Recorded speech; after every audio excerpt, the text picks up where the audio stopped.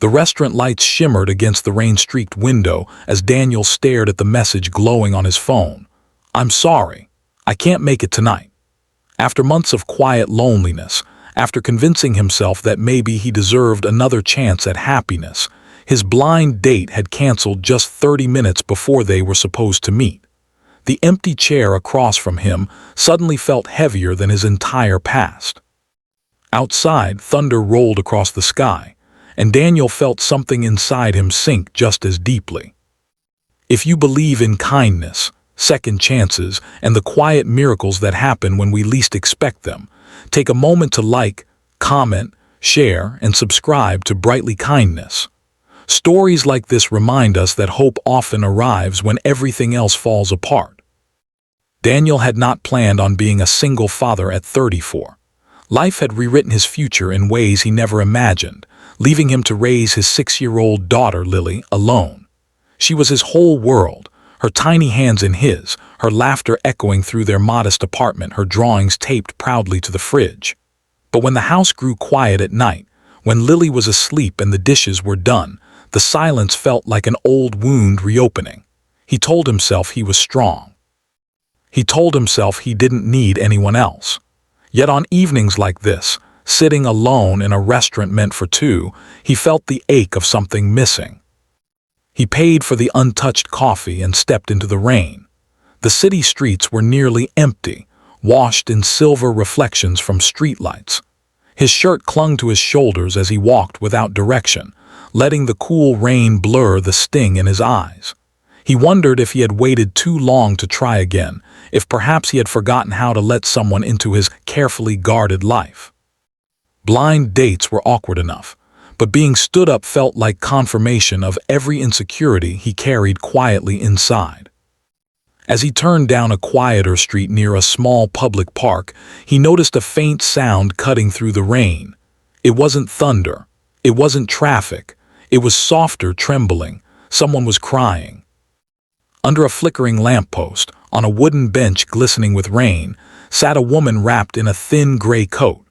Her dark hair was damp and tangled around her face, and her shoulders shook as she tried to contain her sobs. A small suitcase rested by her feet, soaked at the edges.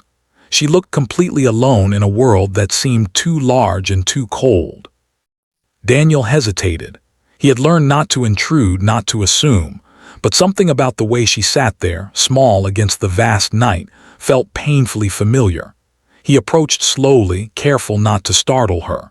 When she looked up, her eyes were red and glassy, filled with exhaustion more than tears. Her name, he would later learn, was Maya.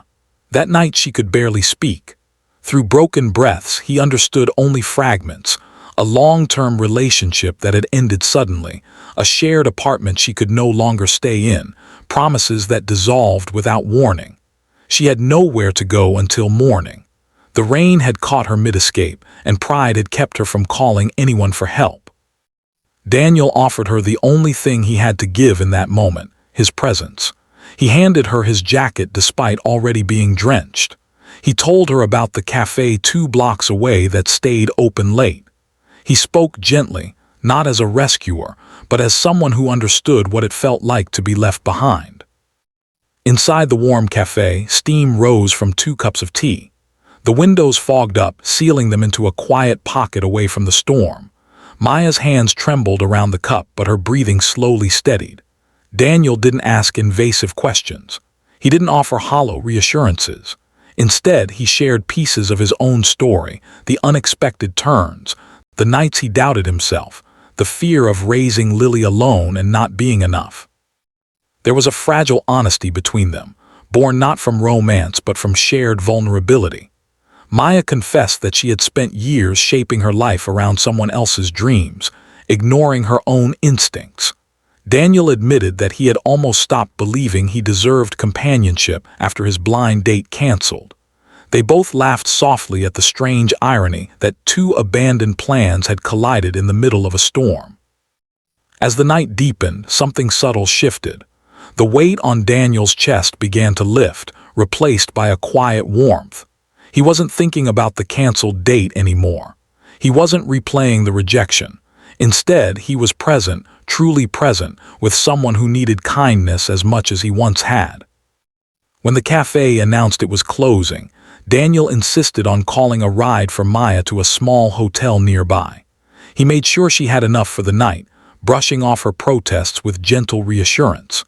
Before she left, she looked at him with a softness that hadn't been there before. It wasn't gratitude alone, it was recognition. Two strangers had met at their lowest points and chosen compassion over indifference. Daniel walked home through streets now quiet and dry. The storm had passed.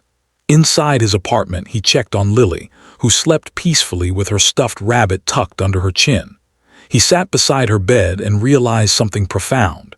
Tonight had not been about losing a date. It had been about finding a reminder of who he was, a man capable of kindness even when his own heart felt bruised. In the weeks that followed, Maya reached out. She had found temporary work and was rebuilding her life step by careful step. They met again, this time intentionally, in daylight rather than darkness. Lily shyly offered Maya one of her crayon drawings during their first